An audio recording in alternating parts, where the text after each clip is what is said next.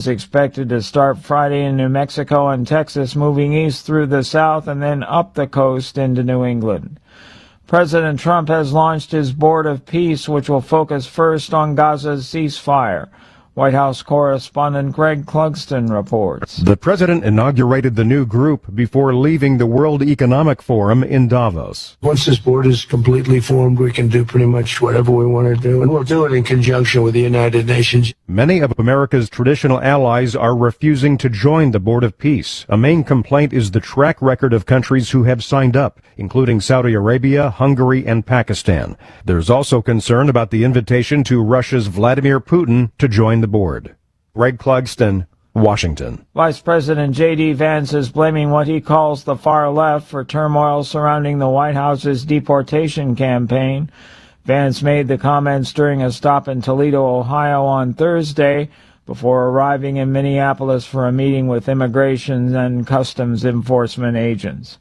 On Wall Street, the Dow by 306 points, more at townhall.com. This is Dennis Prager for AmFed Coin and Bullion. There's something about the feel of a gold coin in your hand and the way the light reflects off its intricate details that has always captivated me. Nick Grovich, AmFed's owner, turned that same passion into his livelihood. Nick began collecting coins as a teen, and that interest grew into a nationally respected business offering only the finest quality coins at the most competitive prices. But the truth is that although Nick is a rare coin dealer, he doesn't believe in rare coins. Rare coins do not make sound investments, but they do make dealers a lot of money. See, that's part of what I respect about him. AmFed specializes in buying non-performing numismatic coins and turning them into gold or silver investments that provide liquidity and perform competitively against the market. Whether you're buying or selling, call 800-221-7694. That's 800-221-7694. AmericanFederal.com. Here's the Wall Street Business Report. Mortgage rates edged upward but remain near a 3-year low in the latest report. Mortgage buyer Freddie Mac says the average rate on a 30-year mortgage rose this week to 6.09%. That's slightly above where it was last week when it dropped to its lowest level in more than 3 years. Rates have been easing since late last summer. That's led to a surge in homeowners seeking to refinance their existing loan to a lower rate. Still, the housing market remains in a deep slump. Sales of existing U.S. homes were stuck last year at 30-year lows. I'm Alex Vega. Powered by strong consumer spending, the U.S. economy grew at the fastest pace in 2 years in the third quarter of 2025. The Commerce Department reported today America's gross domestic product rose at a 4.4% annual pace in the third quarter. A booming session on Wall Street took the Dow up by 288 points. For the Wall Street Business Report, I'm Bob Agnew. News and analysis at townhall.com. On Point Weather, brought to you by our friends at Palmetto State Armory. On 107 The Point.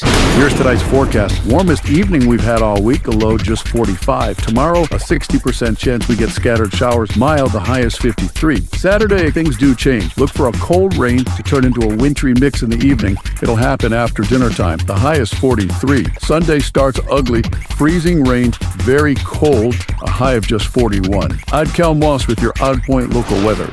WQXL Columbia, W264DF. From the Bart Fireside Studio, the solution for keeping you warm this winter. This is 107 The Point. This is The Point. Make thepointradio.com. The Point.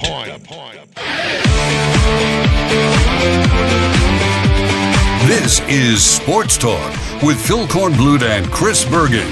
Sports Talk is heard across the state on radio affiliates of the Sports Talk Media Network and is streaming live on SportsTalkSC.com, as well as Twitter, Facebook, and YouTube.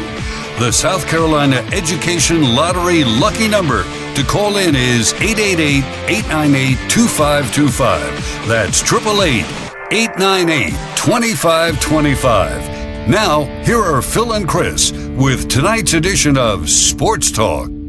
All right, welcome into Sports Talk on this Thursday night. Great to have you with us. Phil Kornblut on the road once again, making the drive up 17 from Charleston over to 544 in the back door at Coastal Carolina and over at the ballpark, Springs Brooks Stadium, where in just about 3 weeks they'll be getting underway with another baseball season here with Coastal Carolina, the runner-ups last year for the national championship, that close to getting a second title. What a year it was for Coastal Carolina. We're going to visit with Coach Kevin Schnall in just a moment. Great to have you with us tonight. 60 degrees down here at the beach. I don't see any snow and ice, but they say it's coming, but hopefully it won't be as bad as predicted. So things are good down here. The baseball field here at Coastal Carolina looks absolutely gorgeous because first time for this grass and this new turf that they have put in here. So it's going to be fantastic for the upcoming season for the Chanticleers, who are ranked as high as number 6 in the preseason polls.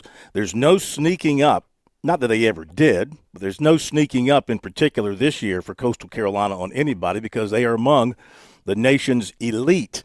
Chris Bergen is over across campus from us at the HTC Center. He's got Coastal Carolina basketball tonight. They take on Texas State, which is interesting. It's a relatively young series.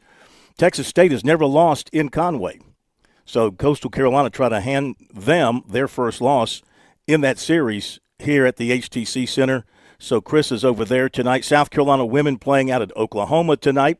We'll keep an eye on that for you. Got a lot of news to go over.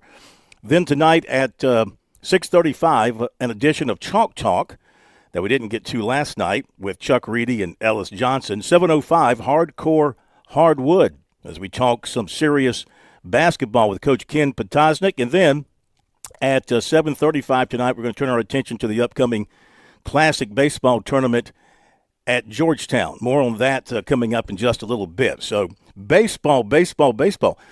You can't do anything wrong when you talk about baseball. So let's welcome in Coach Kevin Schnall, head coach of the Chanticleers, to Sports Talk once again.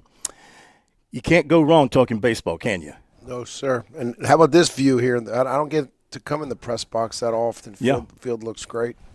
This is where all the real coaches sit. Exactly. You know, this is where the second guess. What do you mean? This is where the second guessing takes place. So it's great to have you with us. And, of course, we had you on many times last year. What a run. What a season. And congratulations on that.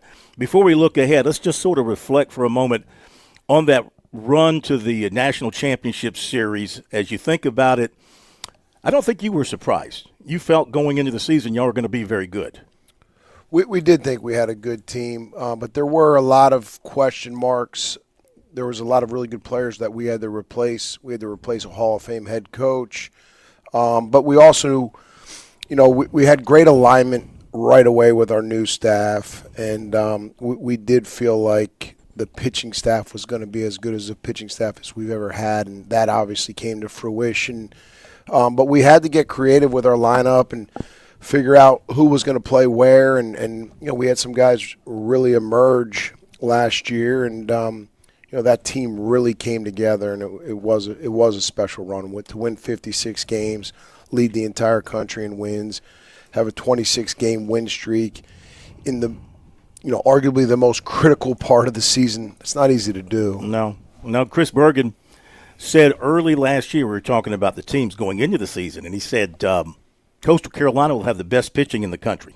Yeah. I said, come on, Bergie. No, they'll have the best pitching in the country. And you did. I mean, you were right there amongst the best, and you have to feel good because you got several of those guys coming back. We do. We returned 16 really good players off of last year's team. Cam Fluke, the best right-hand pitcher in the country, pitched over 100 innings for us last year.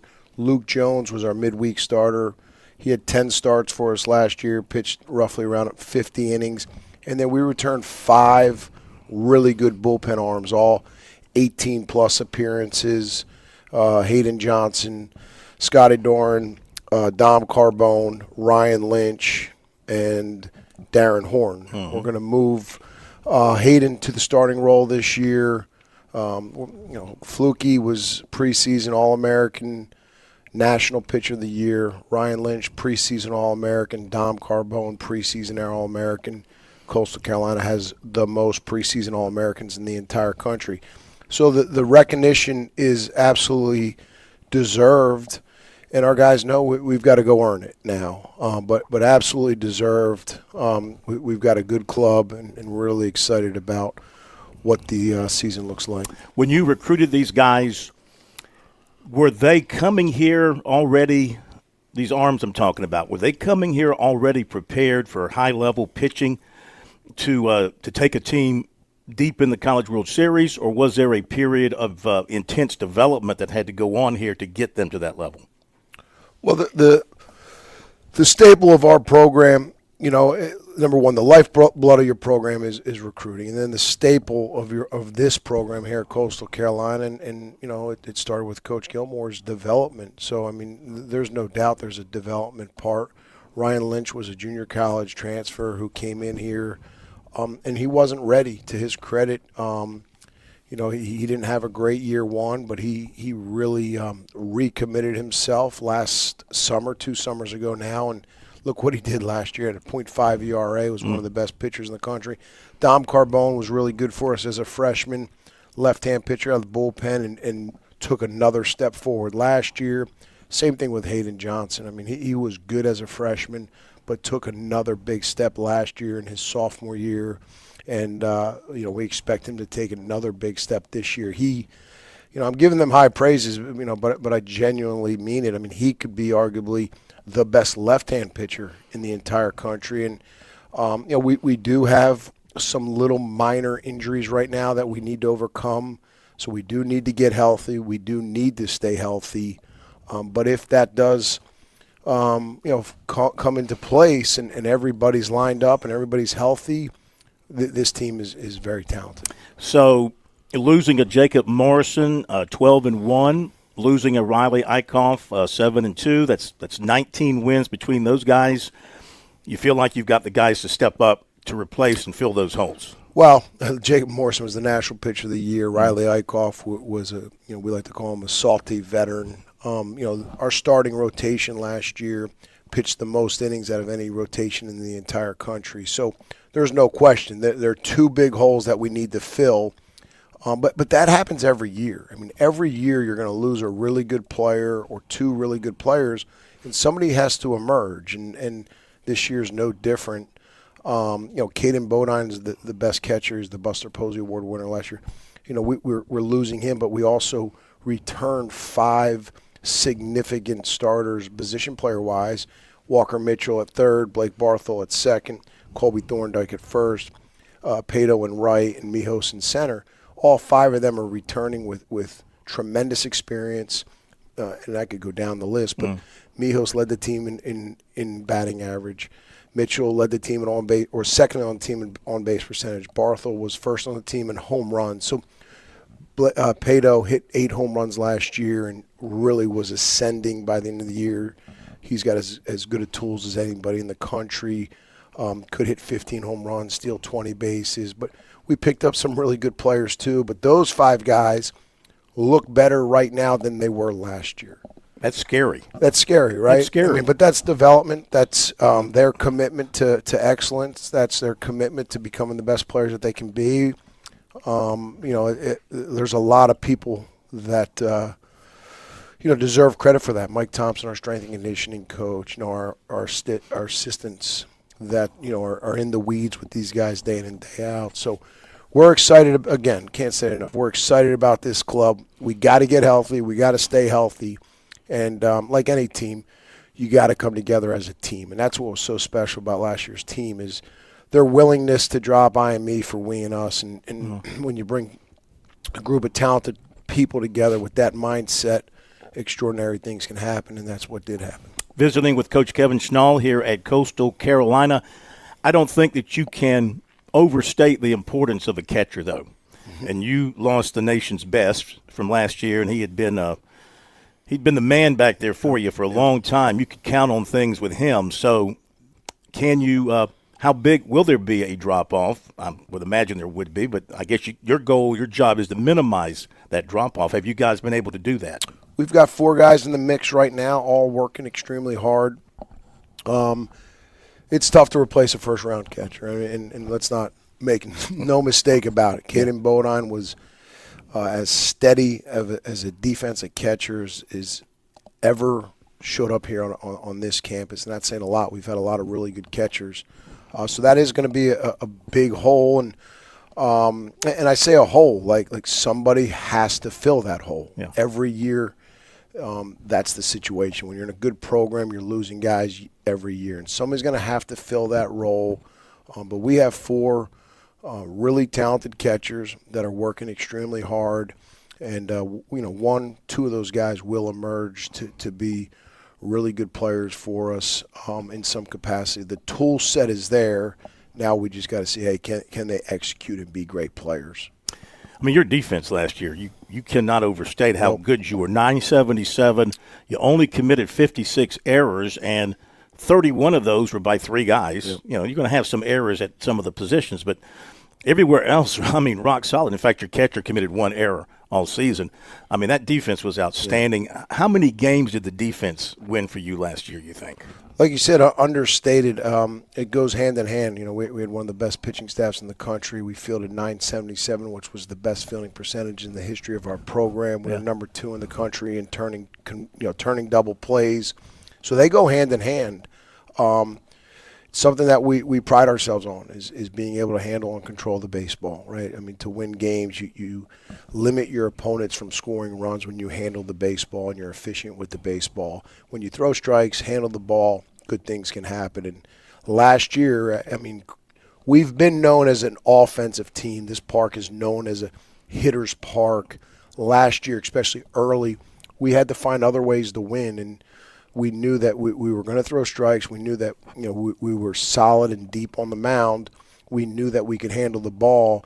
So that's how we won early, and then we slowly became a very good offensive club that could do a lot of little things to score runs. And you don't win 26 games in a row if you can't do all 3 phases. And we became a very well-rounded team. Will you steal a base like you did last season? I believe we will, yeah. Again, this offense this year, again, it's early. What is it, January 22nd? But January 22nd this year, we feel 100% that our offense, our position players are ahead of where we were last year. But again, it's a whole different ball game when there's a different jersey, in that dugout, and this stadium is packed with 6,000 people. But the position group is as deep and as talented as we've had in a while. Visiting with Kevin Schnall, the baseball coach here at Coastal Carolina. So it sounds great. It sounds like you've got a terrific roster. You've got plenty of pitching returning. You've held things together after an unbelievable season last year. Was it a challenge with this new world of free agents and money being handed out and all the promises that are being made? Was it a battle for you to kind of hold these guys together? Did you guys, well, obviously you had the wherewithal to do so, but did you have to win some battles in the offseason? Listen, I think any team in the country that has NIL money, they'd be crazy not to call our players. We got some of the best players in the entire country, but look at this place. Why would you want to leave Coastal Carolina? You can get everything and anything you want here at Coastal. We had 5 guys move on to professional baseball, 2 guys drafted inside the top 100 picks. We had the National Pitcher of the Year. We had the Buster Posey Award winner. We led the entire country in wins. We played on the last day you can possibly play for a national championship. You can achieve everything that you want here. With that, retention was perfect. I mean, Cam Flukie could have gone wherever he wanted to. Yeah. He's back. Caden Bodine could have gone to any school that he wanted to. He came back. People understand, they can do and achieve anything they want here at Coastal Carolina. This is a special place. We have the commitment at the extreme highest level, and that's a tip of the hat to our university and our athletic administration.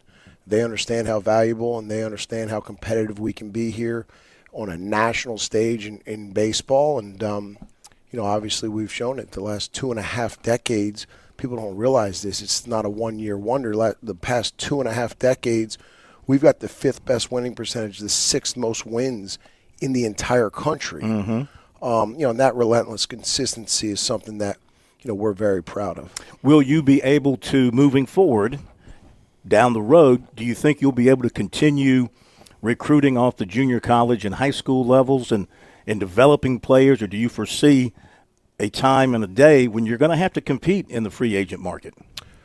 You know, it's a blend. This club right here, we've 8 and 2, 8 high school kids, 8 portal, and 2 junior college kids. So we have 18 new players, 16 returners.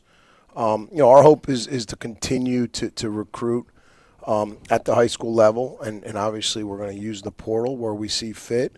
And junior college, we've had great success in the junior college area. I was a junior college player myself, so again, we're going to recruit and go after the best student athletes in the entire country. This roster is comprised of 15 different states. You know, obviously South Carolina being the number one state, but you know we've been extremely successful in the Mid-Atlantic region, which is an area that Cam Fluke's from New Jersey. He's the best pitcher in the country. Caden Bodine was also from New Jersey, and he was the Buster Posey Award winner. So, me being from New Jersey, I'm proud of that. But we've done a great job in New Jersey.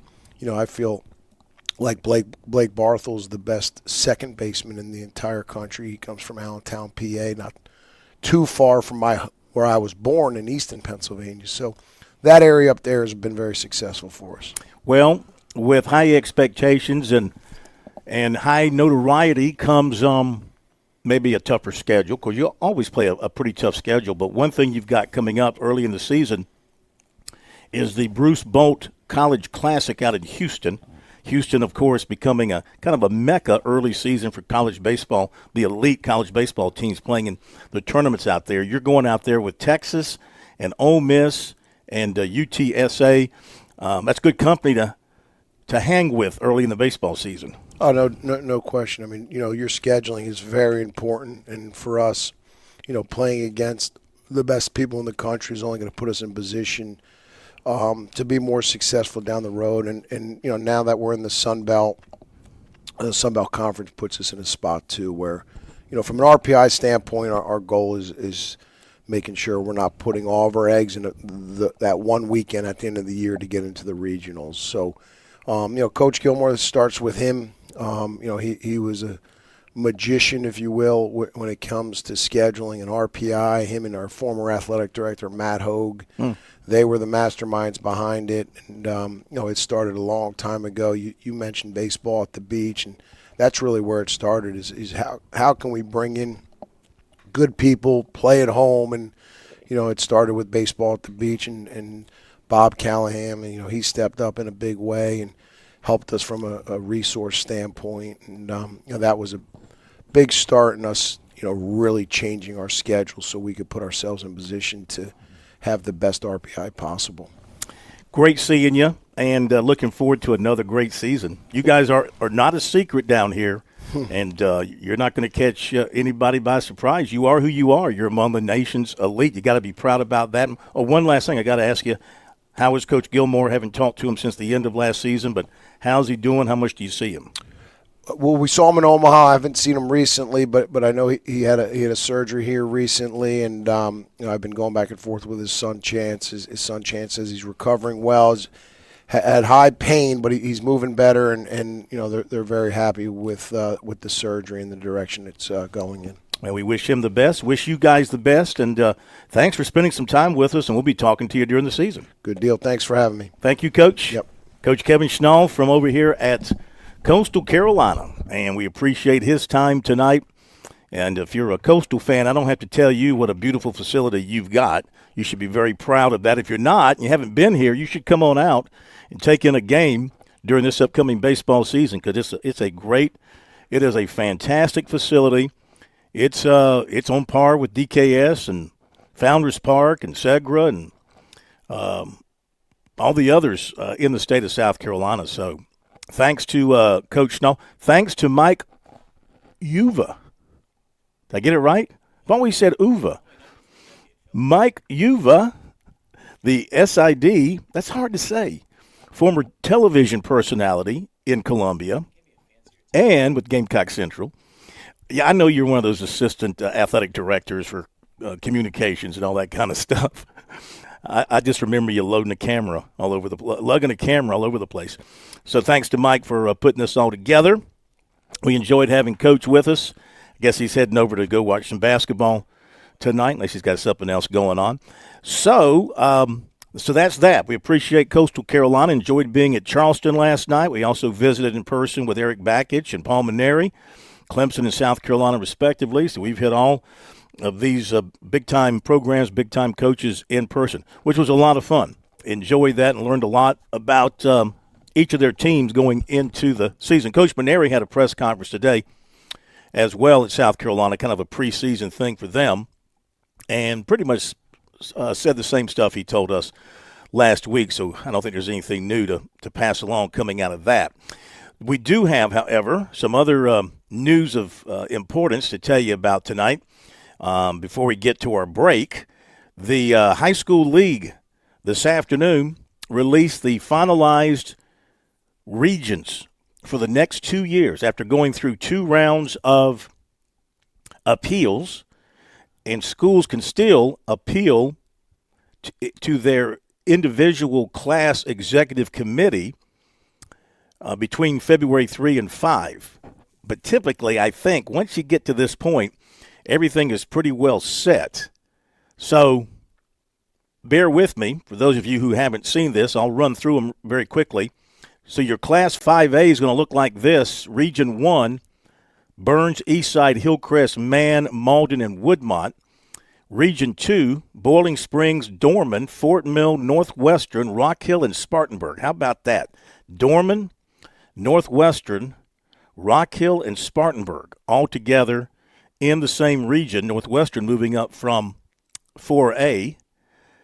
3, Chapin, Dutch Fork, Lexington, River Bluff, White Knoll. Region 4, Blythewood, Gray Collegiate. Gray Collegiate's a 5A team with like 600 students, I think. But because of the multiplier, they're a 5A. Good luck. Ridgeview, Spring Valley, and Sumter. Region 5, Ashley Ridge, Fort D, James Island, Stall, Stratford, Somerville, West Ashley, all Charleston schools. Region 6, Berkeley, Cane Bay, Carolina Forest, Goose Creek, Socastee, and Wando. So that's your 5A. Your 4A, Region 1, Easley, Fountain Inn, Greenwood, Lawrence, Hanna, Westside. That's good. Hanna and Westside back together, same region. Region 2, Gaffney. Gaffney dropping to 4A. I know. Doesn't feel right. Gaffney's got to be with the big boys. Gaffney, Greenville, Greer, Riverside, Travelers Rest, Wade, Hampton. Region 3, Catawba Ridge, Clover, Lake Wiley, Nation Ford, South Point, York, and Legion Collegiate. Region 4, AC Flora, Dreer, Indianland, Lancaster, Lugoff, Elgin, Richland Northeast, Westwood. Region 5 is Aiken, Fox Creek, Irmo, Midland Valley, North Augusta, South Aiken. Region 6, Beaufort, Bluffton, Colleton County, Hilton Head, Lucy Beckham, and May River. Region 7, Conway, Myrtle Beach, North Myrtle Beach, South Florence, St. James, West Florence, and Wilson. That's a good region right there. I like the collective nature of that particular region. Those schools are relatively close together. All right, we'll give you the rest coming up. So that's regions, that's classes 5A and 4A. Some interesting developments there, some interesting movement, but, it's based on enrollment and the fact that you've got the multiplier impacting where some schools end up because of what the numbers now look like with the transfers. Okay, we're going to have Chalk Talk coming up after this break. More to come. Be right back. On Point Weather, brought to you by our friends at Palmetto State Armory. On 107 The Point. Here's tonight's forecast. Warmest evening we've had all week, a low just 45. Tomorrow, a 60% chance we get scattered showers, mild, the high is 53. Saturday, things do change. Look for a cold rain to turn into a wintry mix in the evening. It'll happen after dinner time. The high is 43. Sunday starts ugly, freezing rain, very cold, a high of just 41. I'm Cal Moss with your Odd Point local weather. If you're feeling the weight of the world, how about visiting Spa MD in West Columbia? Marcy and her team can provide that perfect massage for individuals or even a couple. Lainey's been several times. She comes home completely revitalized. For a gift, if you're in the doghouse, or just because you love her, check out their options at visitspamd.com or call 251 251-9400. Leave your stress behind because you know what? You deserve this getaway. Spa MD, 251-9400. Storm is with SRN News. I'm Keith Peters in Washington. Ukrainian President Volodymyr Zelensky has announced after speaking with President Trump in Davos, Switzerland, 2 days of trilateral meetings involving the U.S., Ukraine, and Russia. Zelensky says those meetings start Friday in the United Arab Emirates. Zelensky met with Trump on Thursday in Davos during the World Economic Forum. A massive winter storm is barreling toward the eastern U.S., threatening to bring severe ice and snow from Texas to Boston. Forecasters warn the storm could rival in hurricane in damage to power lines and trees, especially in areas with heavy ice. The storm is expected to start Friday in New Mexico and Texas, moving east through the south and then up the coast into New England. On Wall Street, the Dow by 306 points. This is SRN News. Are you tired of that sinking feeling when the electric bill arrives? Does the phrase peak hours trigger anxiety and a headache? Do you suffer from chronic fatigue of watching your hard-earned money evaporate right into the power grid? You may be suffering from utility pain and anxiety disorder, or UPAD. Symptoms include sweating when running the AC, a fear of turning on lights, and a general feeling of powerlessness over your energy costs. It's time for you to try Solarist from Ken at Broker Solar. Broker Solar isn't a temporary fix, but a lasting solution with cutting-edge solar technology designed to address high energy bills at their source. Many clients have experienced immediate relief from high monthly payments with reports of increased home value and greater financial freedom. Imagine a brighter future for your home and your wallet. Side effects include the freedom to use your appliances when you want and a powerful sense of energy independence. Broker Solar, a brighter outlook for your home and wallet. Call us now, 803-807-7417. That's 807-7417 or online at brokersolar.com. Hey y'all, this is Ted at Flight Deck Restaurant. We are now introducing a fast and price breaker lunch special menu. Pick any item for only $9.95. Here's what we have to offer. Single grilled pork chop, spaghetti with house salad garlic bread, single grilled chicken, chicken salad cold plate, chicken tenders, small Greek salad, grilled bacon and cheese, small chef salad, pepperoni pita pizza, small chicken tender salad. All meals except salads come with one side. Come and enjoy a delicious lunch for only $9.95. Serving from 11 to 2 every day. Flight Deck Restaurant in Lexington. Thanks y'all and God bless. Sleep better, dream better right here at home. Best Mattress has built a legacy of comfort in the Midlands for 97 years. Family owned, locally crafted. Visit West Columbia, Devine Street, or our newest Lexington showroom by the amphitheater to experience real American-made quality. Discover your perfect mattress with our custom comfort test. Plus, get white glove delivery and a reassuring 90-day comfort warranty. No offshore shortcuts, just honest local value. Visit bestmattress.net. Best Mattress. Sleep local. Sleep better. When your temperatures swing, your comfort shouldn't. At Sweet Comfort Services, we make sure your system's ready for anything. Get our $99 preventative maintenance, a full inspection and tune-up that keeps your equipment efficient, reliable, and safe. Thinking it's time for an upgrade? We offer estimates on new Goodman and American Standard systems. You'll get honest advice, fair pricing, and expert installation. No gimmicks, no surprises. Call 803-331-8143 or visit sweetcomfortservices.com to schedule today.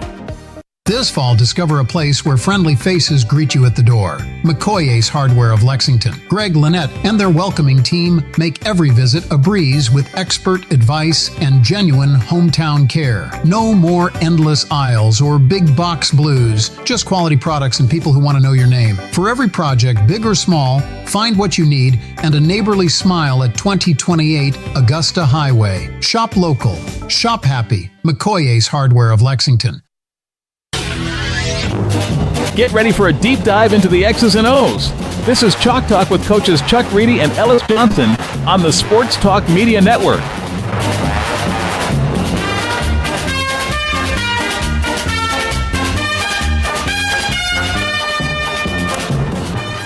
Okay, normally, of course you know, Chalk Talk is a Wednesday night feature in the state of South Carolina. We tried to call the coaches last night, but they were both sleeping. When we called, we couldn't wake them up. I even sent one of those food delivery services over to Coach Johnson's house to knock on the door, and that didn't rouse him. No, actually, it was my fault. I got caught up Got caught up in the moment of the traveling and everything else. But we're good to have them tonight. Coach Chuck Reedy, Coach Ellis Johnson. We wrap up the football season finally with our two favorite football coaches. Coach Reedy, welcome in. How are you? Doing great, Phil. Good to be with you. Thank you, sir. Coach Johnson, good evening. How are you? I'm doing fine. I actually took my phone early this morning to see if something was wrong with it. I never called. I thought maybe it was my phone. I didn't. No, that was on our end, all the way. That was on our end. I apologize publicly. Yeah. I'm humiliated in myself. All I right. was staring at the phone for an hour. I was staring at the phone for a half hour, so like I used to when I was a teenager. No girls ever called. Understood. Okay, well, we've had a couple of days to digest Monday night, Coach Reedy, and Indiana got it done. They held on, but they were good enough, and to go 16-0, I mean, you got to tip your cap. 16-0 is historic. Oh, it's phenomenal. I mean, you know what Signetti has done. I mean, you can talk about Bear Bryant, Nick Saban, Woody Hayes, Joe Paterno. Nobody has done what this guy has done in 2 years, and you know you got to give him all the credit. I mean, you know, I doubted them last year. I doubted them this year, but all they do is win. And that's, you know, as he said, all I do is win. Google me, and you got to give him credit. You know, and as far as the game goes, it was just like we thought. Miami would, you know, they'd find a way to lose by mistakes, and you know, I think the block punt was the biggest play in the game, and you know, they just had one of their upbacks just didn't step out and make a block, and you know, I think that was the game right there. Simple as that. Yeah, you got to love Signetti, Coach Johnson. That's one of the great comments of all time. I remember when Steve Spurrier was coming out of the Redskins debacle and Florida was looking for a coach, and the president there said, yeah, I'll be happy to interview Coach Spurrier, and his response was, interview me? Just look in your trophy case. You'll see my resume. So that was one of the great lines, too. But what do you think makes Signetti such a highly successful coach? What's his secret? Oh, gosh, I wouldn't know where to start. I mean, I don't know him. I think I've coached against him 2 times, once at Mississippi State, once at South Carolina. But I knew who he was, but I've never met him, and I've never followed his career or anything. But if it's not just Indiana, I mean, he left Alabama to be the head coach at IUP, and I think that's where his dad was. And it was probably a personal challenge, but that was a drop-down move. And what he did there was phenomenal. Then he went to Elon. I'm pretty familiar with Elon. And they've had some good years and some average years, but did a great job there. He did a great job at JMU, but a lot of coaches have. I mean, there have been 3 or 4 coaches get jobs out of JMU. One did this year. So the thing about Indiana is just unbelievable. Chuck's already said it, but you know, I'm 74 years old, 44 years in coaching, and I was kind of a dry, you know, unemotional guy as a coach. This group had me amazed, and I actually got emotional about it a little bit. No, you don't tell me you were moved to tears. No, didn't have tears, but I mean, you sit there looking at it, and you just like, I don't know, it's just like you're watching a movie. And especially, I think Chuck would agree with this. I mean, if you're an average fan and you're watching it, you're like, oh man, that's amazing. I mean, if you're a bettor or a bookie or whatever else you think is, if you're a football coach and you did that for a living, and you can't watch that football team and the job he did with them and the way they play, you something wrong with you. I mean, fundamentally, technique, consistency, assignments, it's everything coaches harp on. And, I mean, they go out there like you've got puppet strings on them. They don't pass the eye test. Miami's got better players than they do athletically. But just like you already said, they give up a block punt. They had an offsides on 3rd down by a defensive end that, you know, was a terrible penalty. I think they had a face mask on 3rd and 50 and ended up giving them an automatic 1st down on a 5-yard chain. I mean, they found a way to lose it. And Indiana's kids, man, they just know how to play in the moment. Even the quarterback, he didn't have a Heisman night, but he had a Heisman moment when he ran that draw play in for a touchdown. That's big time. Chuck, that had to have you emotional to see that quarterback take off like that, take those hits, and find a way into the end zone. Oh gosh, I mean, I think I saw today, or Debbie showed me. It goes down in one of the top 10 plays in the history of college football.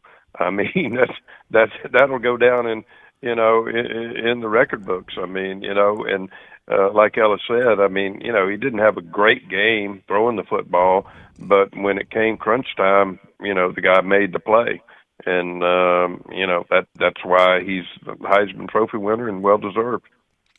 Okay, so we put the 2025 season to bed. Nice to know that next year, the national championship game, let's see, this is January 22nd of this year. It will not have been played on this date next year. They don't play it till the 25th next year. I mean, it's crazy. And their complaints, Ellis, their complaints coming from football people, coaches, like they're dragging this thing out too much. There's too much dead period, too much downtime, et cetera, et cetera. Should they tighten this thing up somehow, some way? I wish they could. They'll expand the number of teams in it, which won't make another round if they just stick with 16. What is it? 12? Yeah, 16. 16 gives them the same number of weeks to play.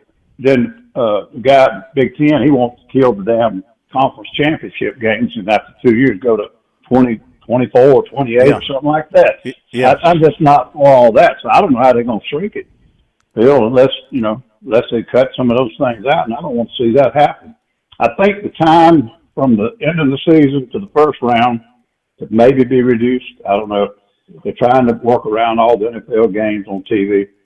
And then there was a pretty good bit of time between the first round and the second round. And so there may be some days they could squeeze out of it, but if they're going to stay with this many rounds, it's going to be kind of hard. The pros are still going 2 more weeks or 3.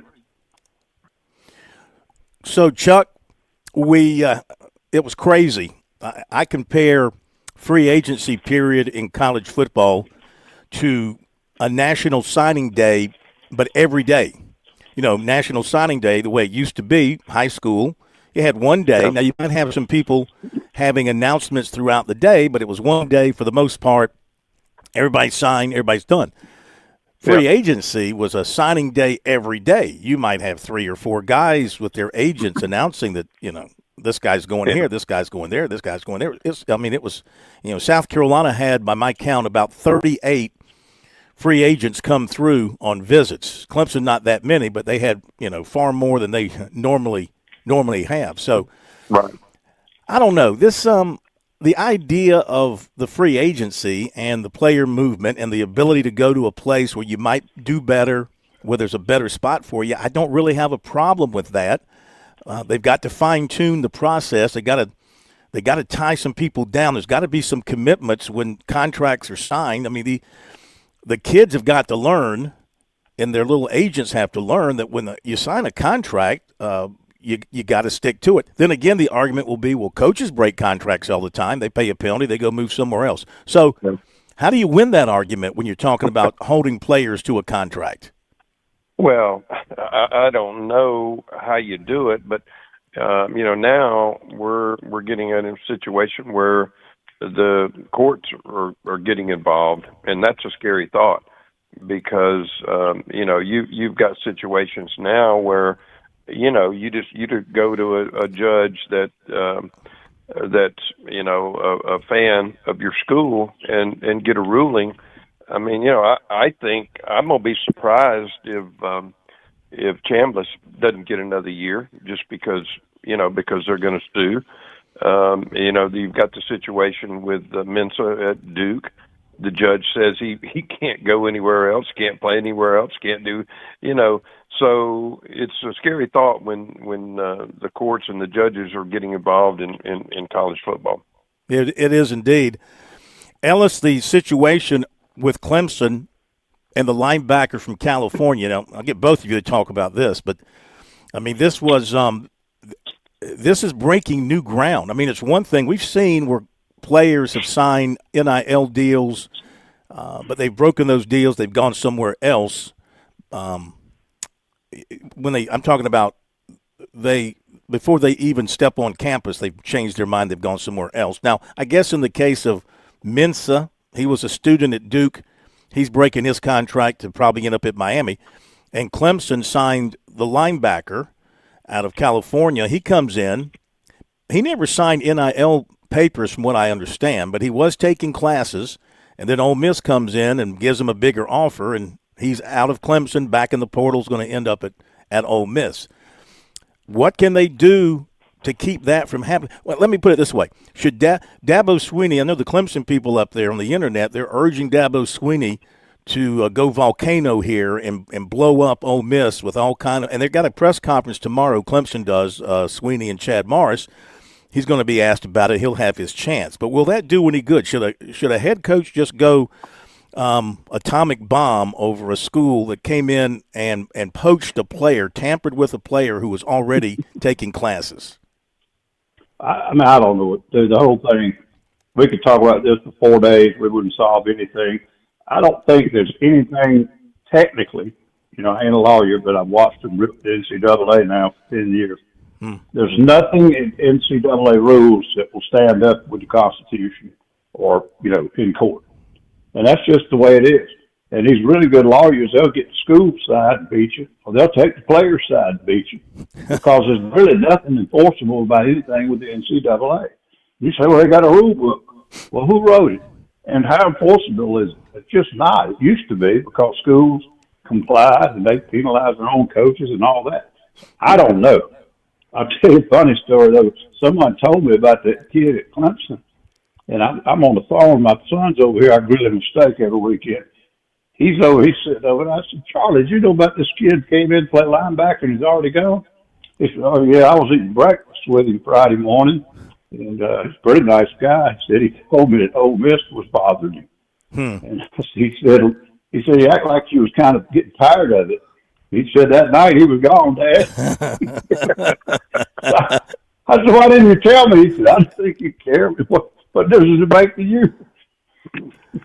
Well, I mean, I can understand the annoyance, but I guess at some point, Chuck, the money got so good, the people in his camp said, you can't ignore this. I mean, from what I've read, I credit Larry Williams, Tiger Illustrated, he reported that the money Clemson was giving Ferrelli was between $800,000 and $1 million. Yeah. And they said that Ole Miss was doubling it, so I think you could safely say he's making close to $2 million to go to Ole Miss. Do you think Dabo should go nuclear tomorrow just to get it off his chest? Well, probably, but I don't know that he will. But I know he's spoken out a lot about the tampering, and obviously there was tampering. I guess. I mean, the thing what you don't know is, agents. I mean, if this young man's agent, did he reach out to Ole Miss?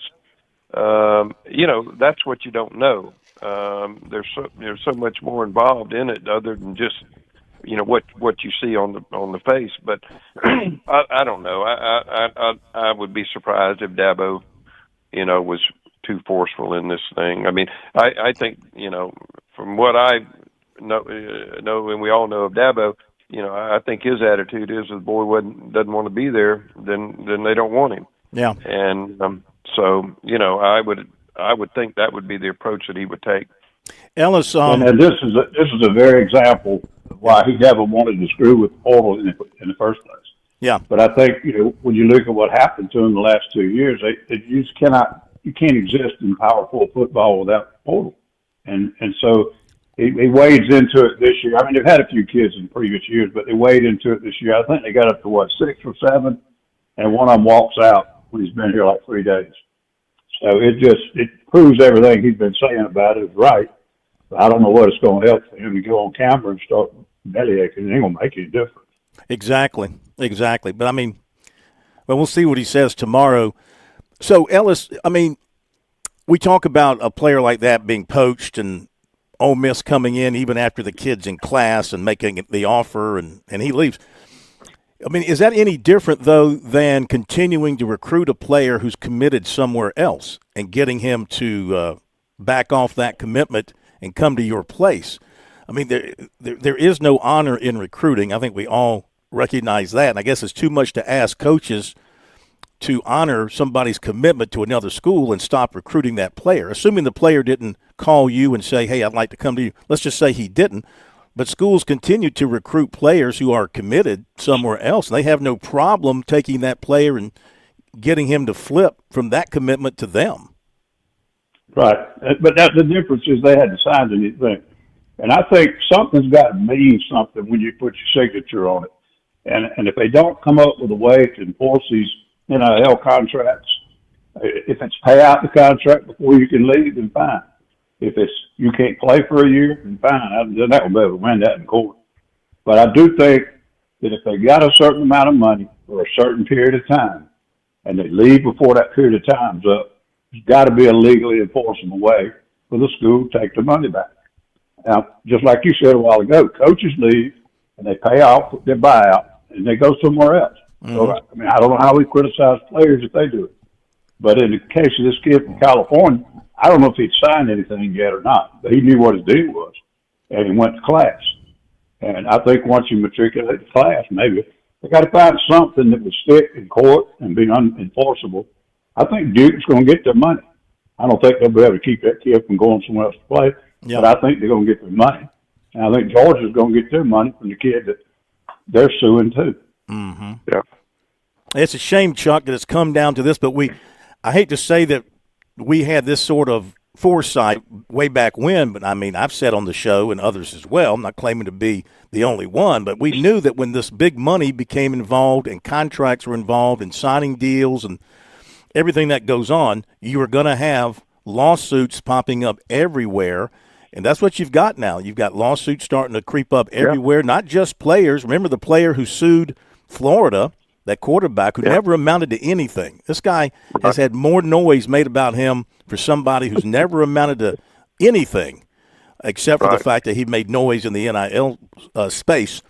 But now you got schools suing players, players suing schools. I imagine agents are going to be sued here before too long. And it's not a good look as they try to change this thing around. It's not a good look for the sport from that standpoint, though I don't think most people care. They're still buying the tickets. They're still watching the games. Well, yeah, the ratings, I think the ratings, they say, well, I was Ruth this year compared to how bad they'd been previous. And then the other thing, you couldn't have what happened in Indiana this year unless you had portal. That's right. They're not going to be able to keep up with everybody by high school recruiting. So there are some good things about it, but they let it come on top of them before they mapped out some guardrails and put something together, and it's going to be harder to do it now. Yeah. I think they're going to have to make the players employees, bottom line. Yeah, I think so. Chuck? Yeah, no, I mean, and Ellis alluded to it a little while ago, the NCAA is useless. I mean, they have really no power whatsoever now. I mean, it's basically just wide open, and and it's in the courts, and somehow, some way, there has to be some kind of governing body that can get control of this or get a handle on it, and I don't see the NCAA being able to do that. Guys, we appreciate you. Thanks for being with us. Let's keep it going if you want to. We can always talk college football on Wednesday nights. If you're available, I'll check with you, and we'll just keep rolling with talking college football. All right. You need to get some lawyers on. Don't be talking over one another. What they're talking about. Trying to agree. All right, we got to run, but thank you. So lawyers would be good. You'll have to pay for their hourly visit. We'll be back. Thank you, guys. Back in a moment. This is Major Billy Downer with the Department of Natural Resources, and I've got a message for all of our hunters out there. When you go afield, always make sure to positively identify your target. Know the identifying features of the game you're hunting, and know what's beyond your target in case you miss. If you want more information on hunter education, visit dnr.sc.gov or join us on Wednesday nights for SC Wild. You can listen to SC Wild on the Sports Talk Media Network or at dnr.sc.gov/podcasts. Hi, I'm Jim Corbett. I've been an attorney for more than 30 years. There's one thing I've learned about injury cases. It's you need the personal touch. You need the lawyer to get to know you and describe your damages. You don't want a case manager talking to an insurance company and then talking to you and then talking to maybe to a lawyer with limited experience at the last minute to try to settle a case. I talk to you. I find out what your case is about. Jim at JimCorbettAttorney.com. Jim at JimCorbettAttorney.com for your injury cases. It might be tough to picture your kid in college today, but it'll be here before you know it. Future Scholar, South Carolina's 529 college savings plan, makes it easy to start saving right now. You can start with any amount. Savings grow tax-free, and friends and family can chip in too. Discover the smart, easy way to save today at FutureScholar.com.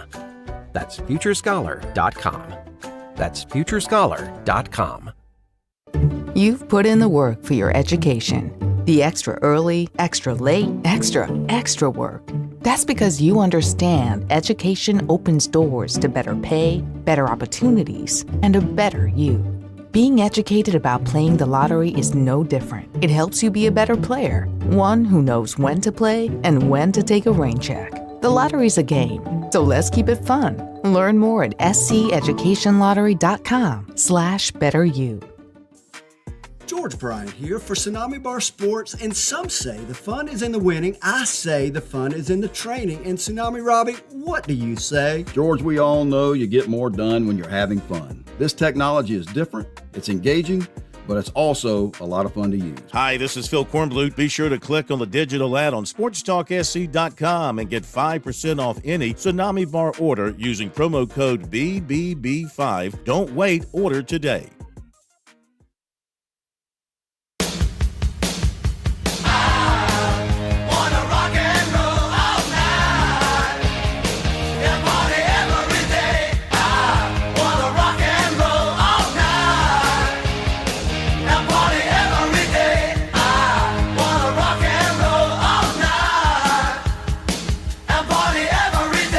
They don't come any better than Coach Reedy, Coach Johnson. We thank them for being with us tonight.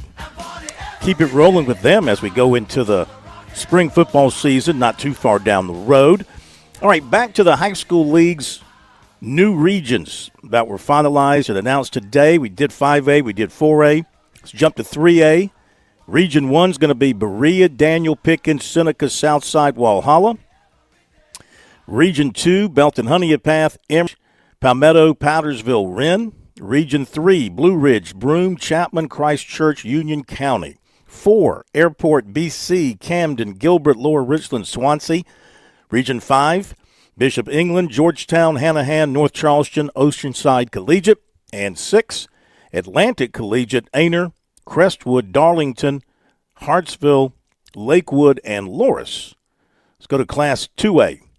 Region 1, Brashear, Middle College, Carolina, Crescent, Green Upstate, Greenville Tech, Liberty, Pendleton, St. Joseph's, West Oak. Region 2, Chesney, Clinton, Greer, Middle College, High Point, Landrum, Mountain View, Southside Christian, Woodruff. 3, Andrew Jackson, Chester, Columbia, Keenan, Mid-Carolina, Newberry, and York. 4, American Leadership, Horse Creek, Orangeburg, Wilkinson, Pelion, Silver Bluff, Strom Thurmond, Saluda. 5, Academic Magnet, Battery Creek, Bridges Prep, Lake Marion, Philip Simmons, Timberland, Woodland. And 6, Dillon, East Clarendon, Lake City, Manning, Marlboro County, and Waccamaw. Give me the 1As coming up, and we're going to talk some hardcore hardwood.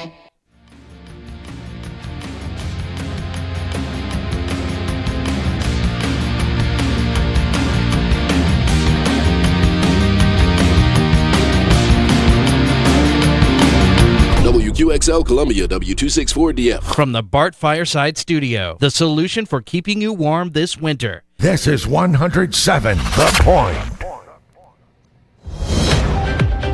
News this hour from Town Hall. I'm Keith Peters in Washington. In Davos, Switzerland, President Trump announced he had agreed with NATO Secretary General Mark Rutte on a framework of a future deal on Arctic security, potentially diffusing tensions that had far-reaching global implications. Ruda says he thinks President Trump is correct to be concerned about Russian and Chinese presence in the Arctic. I don't think the Russians and Chinese will be happy because what we are doing this week is coming together as NATO allies under American leadership, President Trump's leadership, to focus on protecting the Arctic region. I don't think the Russians and Chinese are happy. The former Dutch Prime Minister is dismissing suggestions that he swayed the U.S. Commander-in-Chief. The turn of events has led some to dub Ruda as a Trump whisperer. Across much of the nation, millions are bracing for a powerful winter storm that will blast from New Mexico and Texas through the south and up to New England. Texas Governor Greg Abbott says the time to prepare for this storm is now. Because the storm is coming in, because we know it's coming in, we have the ability for our fellow Texans to get prepared now.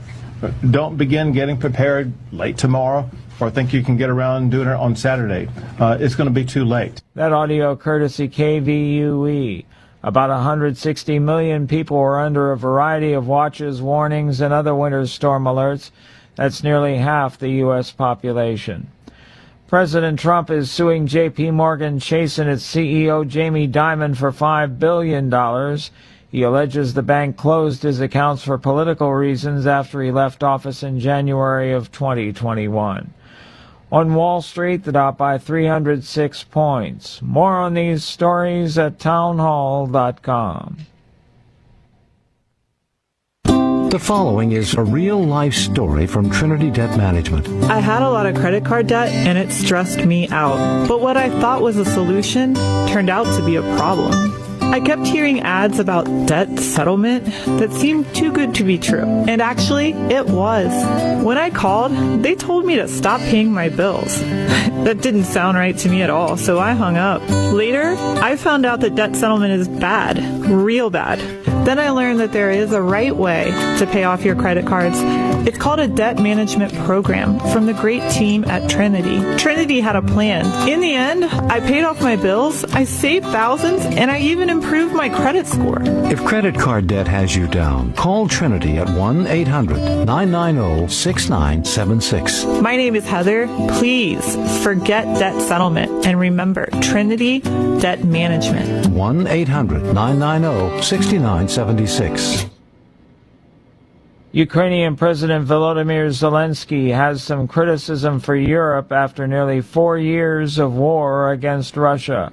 Correspondent Karen Chamas reports. Ukraine's president has criticized European allies for their inadequate support and fragmented response to Russia's invasion. Some European leaders are from Europe, but not always for Europe. Speaking at the World Economic Forum in Davos, Switzerland, Zelensky compared European nations' slow response to America's push for peace. Despite European support, internal disagreements and slow responses have frustrated Kyiv. He also stressed the need for Western weaponry to defeat Russia as the war persists. Zelensky met with U.S. President Donald Trump, calling the talks productive. I'm Karen Chamas. News and analysis at townhall.com. From Washington, I'm Keith Peters. On Point Weather, brought to you by our friends at Palmetto State Armory. On 107 The Point.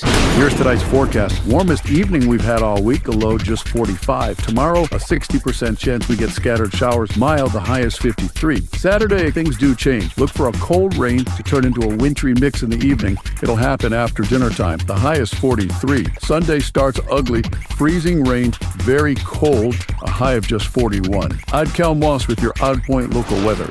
WQXL Columbia, W264DF. From the Bart Fireside Studio, the solution for keeping you warm this winter. This is 107 The Point. This is The Point. Make thepointradio.com. The Point.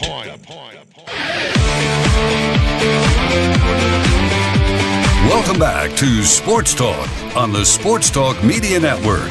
You can reach the guys with the South Carolina Education Lottery lucky number, 888-898-2525. That's 888-898-2525. Now back to Phil and Chris with the second hour of Sports Talk on the Sports Talk Media Network. All right, welcome back. A big Thursday night edition of Sports Talk. We're coming to you from coastal Carolina from the baseball press box tonight after talking baseball with Coach Schnall here at Coastal Carolina and completing our little trips around the state, hearing it in person from Eric Bakich and Paul Maneri and Chad Holbrook and Kevin Schnall tonight. A lot of fun doing that. In just a moment, going to talk some hardcore hardwood with Coach Potosnak. Let me give you the Class A regions as they were announced today by the high school league. Class A now with more schools than ever. They've got 10 regions. That might be an all-time high for Class A. Region 1 is going to be Abbeville, Calhoun Falls, Dixie, McCormick, 96, the School for the Deaf and Blind, Thornwell, and Ware Shoals. 2, Batesburg, Leesville, C.A. Johnson, Clear Dot, Charter, Eau Claire, Ridge Spring, Minetto, Whitmire. 3, Blacksburg, Buford. Fairfield Central is all the way down to Class A. Wow. I can remember they were 4A at one time. Great Falls, Louisville, Midlands STEM, and Riverwalk. Region 4, Barnwell, Blackville Hilda, Calhoun County, Hunter, Conard, Tyler, North, Wagner Sally, Williston Elko. 5, Central, Cheraw, Chesterfield, Governor School, Lamar, Lee Central, Macby, and North Central. 6, Bamberg Earhart, Bethune-Bowman, Branchville, Denmark-Oler, Edisto, Scotts Branch. 7, Allendale Fairfax, Hampton County, Hardyville, Polaris Tech, Ridgeland, Royal Live Oaks, and Whale Branch. 8, Baptist Hill, Burke, Charleston Charter, Cross, Low Country Leadership, Military Magnet, Palmetto Scholars, and St. John's. 9, Andrews, Carvers Bay, Hannah-Pamplico, Hemingway, Johnsonville, and Kingstree.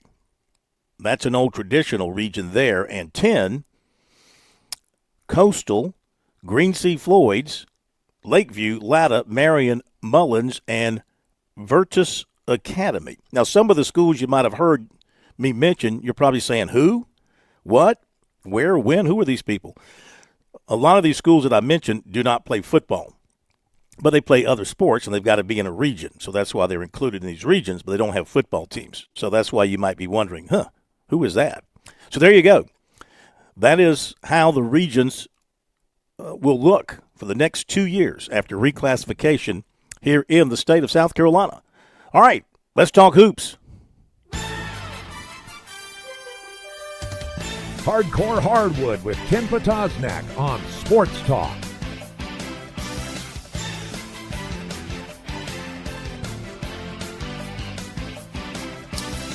Great to have Coach Ken Potosnak with us once again. Another edition of Hardcore Hoops on Sports Talk. Good evening, Coach. Hope your basketball week has gone well. Doing fine. How about you? Doing great. Appreciate you being with us tonight. Well. What a interesting week we've had so far. Let's begin with Clemson. Tigers finally lose on the ACC side, falling in overtime to NC State the other night at Littlejohn after getting off to a 6-0 start. Probably weren't going to win them all in the ACC, but then again, that would have been one at home they no doubt would have loved to have had because it was at home, and NC State's sort of an up-and-down team. What do you think of that particular game and kind of what did in the Tigers? Phil, I saw parts of it, but I think the telltale at the end, we've talked about this over the last few weeks, Clemson gets 69 points. And I really, really believe when Clemson gets into the 70s, there's not many teams that are going to beat them. But NC State, a really, really talented group, probably a highly paid group, and they, like you said, can be very, very good some days, and they can have some tough days like they did against Georgia Tech. Good game. Clemson struggled to score there a little bit, and at the end of the day, just didn't score enough to win. Had more turnovers than normal. Do you know Will Wade very well at all? What do you think of the job he has done along the way in his coaching career? I don't know Will Wade at all, to be honest with you. But he is a heck of a coach. I mean, I know he's had his issues, and he's been able to put those issues behind him and resume his career at a high level, and I think NC State feels like they've got a guy that can – of course, they had a guy that got him to the Final Four just a couple of years ago, so you never know, but I think they feel good about this guy they have now. Well, certainly at LSU he proved that he could get really, really talented players. I'm sure some certain things came into question, if I recall, but Will Wade is always going to have talent. Talent against Clemson the other night, won out, like you said. Clemson turned it over a little bit more than normal, and NC State didn't. Credit that. They only had 7 turnovers on the night. If you looked at the Miami game, Miami turned it over in the first half like water. And credit Clemson's defense. Their hands, their ability to stab at the balls, to get loose balls.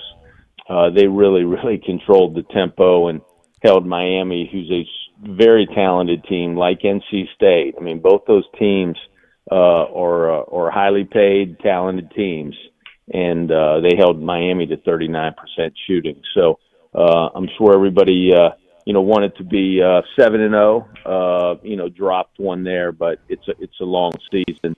I mentioned this a few times. Defense travels. Clemson's going to go on the road, and I really believe they're going to get some really good road wins based on what they can do defensively. Well, they go on the road this Saturday for a noon game at Georgia Tech, and got to believe you're there in Atlanta. I think, are you still in Atlanta? You're in Atlanta, right? Yeah.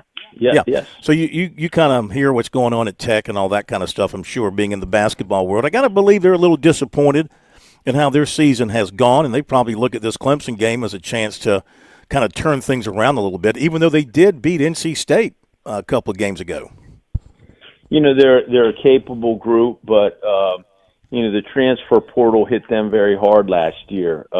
Some of their main guys all of a sudden departed to another ACC team, and others to a Big East team. And I think 2 of their really, really good returners who were positioned to have really, really good years ended up at Syracuse and Providence.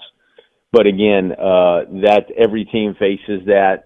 I just don't think they've been able to fill the void at the guard position, and then a shooting forward that they lost to Providence, who was terrific for them last year in many really fine wins. So they're still trying to put it together, but they've proven that they can pop their head up on certain days and be very good. So Clemson's going to have to, bring their defense. That's their calling card, and just continue to get better offensively. Can't turn it over like they did. They got to shoot it from the free throw line a little bit better to come out of there with a road win.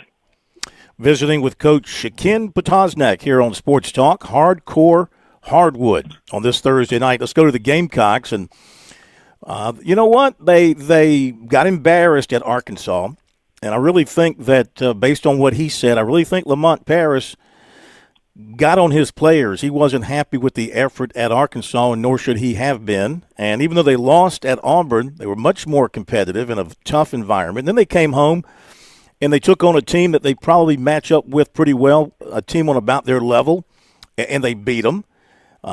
They forced Oklahoma to miss their last 10 3-pointers, so they played good defense in the last 5-6 minutes of that ball game. So I think that's a good win for the Gamecocks as they prepare to head out to Texas A&M. Definitely something they can build on now, and they continue to get that kind of effort and get some timely shooting and get Eli Ellis back in the lineup. We'll wait and see if he's able to play on Saturday. I mean, they could go to Texas A&M and get a W out there. I think they can, and I will tell you this. They could easily be 4-2, not 2-4 in the league. It's going to come down to a possession here or possession there, but the Auburn game was very winnable, as was the Georgia that they had controlled for 35 minutes. But I do think just watching them last week, defensively, I really, really like they got a little shorter lineup right now in terms of the number of players. But those 7 guys that carried the majority of the minutes, I like that defensive lineup for them. and I think they can get stops, and they proved that 2 games in a row. The one thing they didn't do offensively, and it really cost them down at Auburn, was they turned the ball over 15 times. I really think they're a team, and they had proven it for the first part of the year against not so high-level competition, but they were turning it over under 10 times a game. I think if they go down to Texas A&M and they can turn it over 12 or less, A&M's going to pressure you. They're going to get out in the full court. They're going to change some defenses on you. If they can handle the basketball, limit their live ball turnovers, and play those 7 guys, I really like their rotation right now that they played the last 2 games. Yeah, it looks like, I don't want to say given up on, but we're not seeing much from Kreese to Sondigo. We're not seeing much from Jordan Butler. I mean, that's 6'11", 7 feet, 7'1", riding the pine for you right now. And they're going with the young guy. Walker's getting a lot of play in there. Polk's getting a lot of play in there, young guy. I mean, you have to, I guess, if you're just not getting the production from older guys, you got to go with the younger guys and see how that pans out. But then again, as a head coach, what do you think? You know you got these 2 guys. You know at some point in time they may be able to step in and give you a boost in some way. Well, I think one of the things, and we saw it at LSU, Elijah Strong, his ability to stretch the defense and his ability to score some different ways. He's a talented offensive player. He's undersized. They are undersized when they play him, at the 4 or 5 spot, so to speak, and they don't play any of the bigger guys. But his production on the offensive end in certain games, if he can consistently do it, and the way I think he'll consistently do it is if he'll stay out of foul trouble. Defensive rebounding, defending some of the bigger guys in the SEC is going to be hard. But again, from an offensive perspective, he can, force some guys to have to play him on the perimeter. And I think he's got a really good feel for the game offensively, that they can take advantage of some mismatches there. Yeah, I mean, that size, though, I mean, you got to find a way to get these guys going. Their length has got to come in useful somewhere for you down the road. When you play these bigger clubs where you have a hard time in the paint and have a hard time rebounding. But what can you do to get these, or big guys can be kind of hard to get going sometimes, can they not? Well, if from a defensive perspective, they can block some shots, defensive rebound for you, and, certainly give you 5 fouls to use during the game. I mean, there is some time and some minutes for them potentially. But, I think it's something that particularly at South Carolina, we talked about this a few weeks ago, is, finding a true 5-man, finding the size, length, ability to play both ends of the court effectively for you at a high level in the SEC has been difficult at times. Florida has 4 of them right now that are outstanding. They've got the best front line in America. And there's a lot of the other SEC teams that, most of them have 2 guys in the post that, can score some. They can also block shots and, control the defensive board. But it's hard to find. Sometimes you got to play a little bit differently at certain types of schools and what you can get in relation to others. So I like South Carolina's team. I think they got a chance to win at Texas A&M if they'll handle the basketball, limit their live ball turnovers, and get some production like they did on the road at LSU offensively. I think those 7 guys are going to give them a defensive lineup that's going to be good for them. Michi had a pretty good scoring game at the end, not in the first half, but he didn't do it with field goals. I think he only took, I can go back and look, I think he only took 3 or 4 recorded field goal attempts, but he got to the line a lot. He took 13 free throws, and he made 11, so he finished with about, I think, 19 points. So, but you still need him And that's fine to get points from the line and draw fouls. I'm not taking anything away from that, but you need him to be knocking down some threes if you're going to be totally effective as an offense the way this team is drawn up. Knocking down threes is a key for the team. They went 9 of 20 from three last night, okay? And I think that's probably their best three-point shooting game of the year percentage-wise. You shoot 45% from three, particularly at home, and you're not turning the ball over much. I think they might have turned it over 12 times against Oklahoma. That's a winning combination. But there is one thing: he's a veteran guard. I really think he knows and understands at age 24, and he and Studi in the backcourt. At their age and with their experience, to take what he can get on a given night to help his team win. And, if he goes in there with the right mindset of doing whatever he needs to do as the point guard, particularly on the defensive end as well, I think they can have a good finish, and I think they'll continue to grow as a team. It's clear that Lamont has their ear, and they're hearing what he's saying, at least for this past week.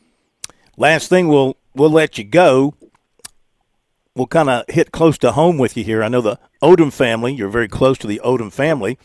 What about the job that Ryan Odom is doing at Virginia, coming in there in his first year? And right now, we've got the Cavaliers sitting right there near the top of the ACC, and let's see, what did they do? They haven't played yet this week. They haven't played since Saturday, I don't think, when they beat SMU by 4. So they're sitting here 5-1 league-wise and 16-2, and they will play again. They'll play North Carolina. They host North Carolina on Saturday. I mean, yeah, it should be an interesting game. What's your opinion? What's your opinion of what he's doing? Ryan's done a terrific job at every place. It's amazing how time flies, but just sitting there at Furman together years ago, and everybody takes their own direction and own ways, but Ryan did a terrific job at every stop, and Virginia is a terrific job as well. Tony Bennett left that building and left that place in great order, and Ryan's been able to come in and put his spin on it in terms of sort of different style of play. And to his credit, they have blended 12 new guys together quickly. Went on the road, beat NC State at NC State by 15, won at Texas big. They've had some really, really good road wins. Watching Carolina last night and their ability to score and score easily, and watching Virginia's ability to score and shoot the three.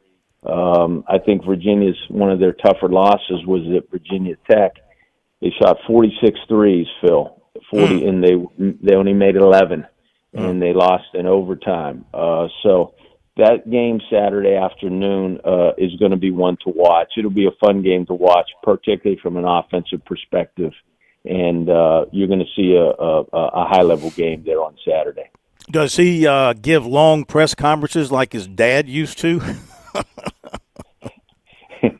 I used to wait in the office a long time till those things finished up, as you well remember. But you always got all the information. I just talked to Coach O yesterday. You always got all the information you needed, correct?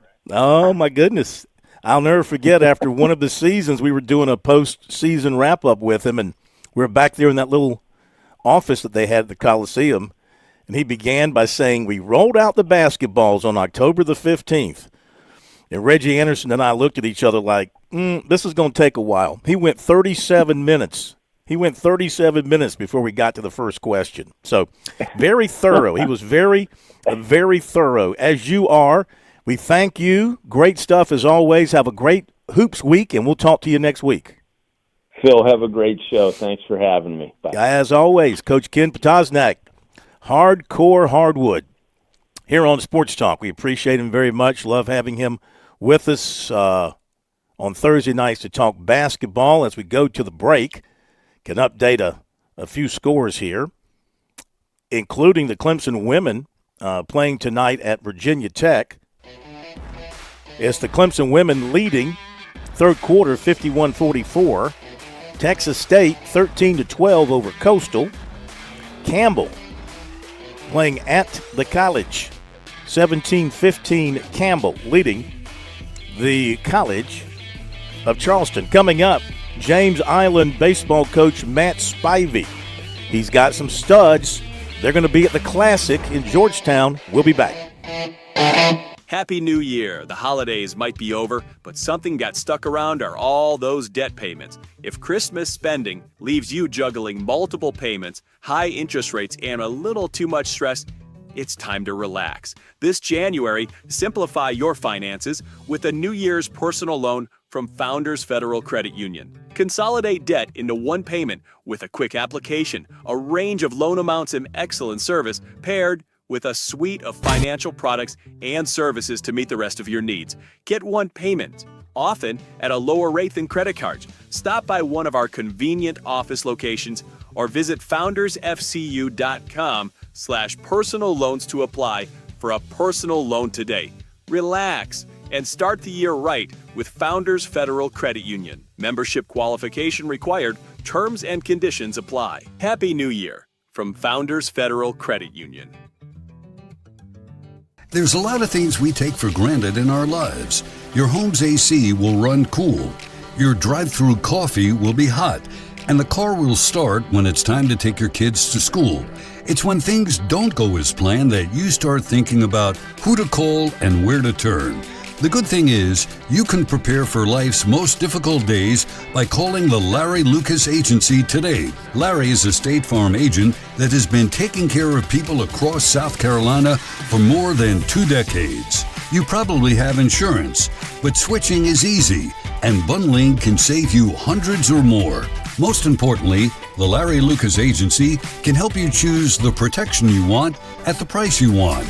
All backed by South Carolina's #1 home and auto insurance company. Visit LarryLucasAgency.com today or give Larry a call at 803-799-1998. Like a good neighbor, Larry Lucas State Farm is there. The lottery is not about getting rich. It's about helping people, and it always has been. The lottery is what helped raise the Great Wall of China, build the roads of Rome, and today in South Carolina, it's what generates millions of dollars each year for scholarships like the SC Hope, Life, and Palmetto Fellows. The South Carolina Education Lottery is investing in you. Visit sceducationlottery.com/betteryou to learn more. Make your plans now to get to the coast for the Palmetto State's premier baseball showcase. The Classic, March 5th through 8th at Mike Johnson Park in Georgetown. Now in its 36th year, the Classic features the best high school players and teams from across South Carolina. Don't miss your chance to see the state's top Major League Baseball prospects and title contenders at the Classic. Presented by Coastal Chevrolet Cadillac Nissan. There'll be games and contests, including a home run derby throughout the weekend. Visit theclassicgtown.com for tickets and more information. The Classic, showcasing South Carolina's finest in high school baseball, March 5th through the 8th in the state's best ballpark, Mike Johnson Park in Georgetown. Play ball!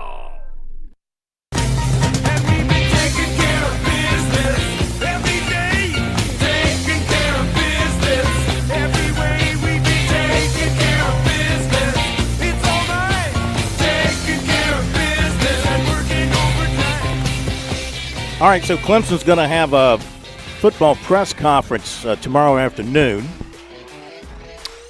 Don't think I'm going to be able to make it from down here up there. It's going to be Dabo Swinney and Chad Morris will be first up to discuss the staff changes and Morris's return to Clemson, and then Swinney will discuss the transfer signees and big picture items.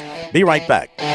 On Point Weather, brought to you by our friends at Palmetto State Armory. On 107 The Point.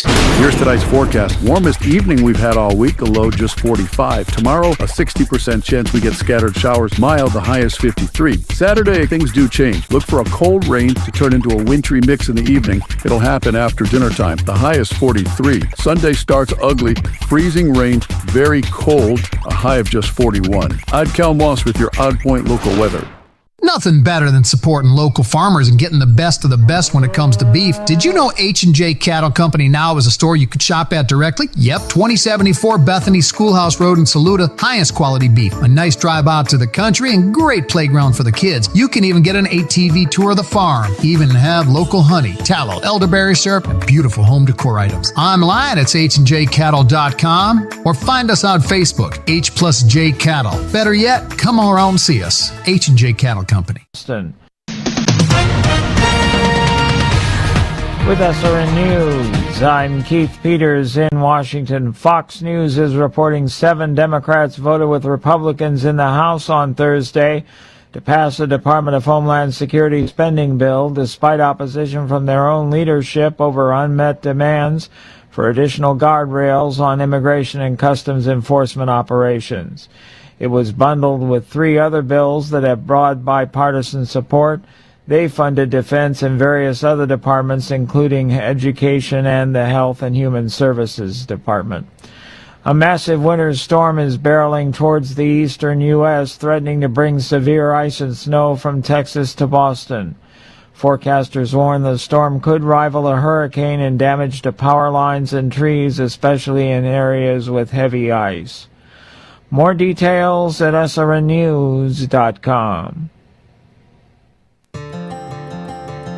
When your pipes panic, Franklin Plumbing and Drain Cleaning steps right in, fast and friendly. Josh and his team aren't just fixing leaks, they're restoring your peace of mind. This is when you're at your most vulnerable. You got a problem, you need a solution. They're not coming out to upsell you or talk you into something new this or new that. You'll appreciate their process. They'll tell you what needs to get done and what it'll cost before they ever even bring in their tools to start the work. They're locally owned, which unfortunately is no longer the norm in the Midlands.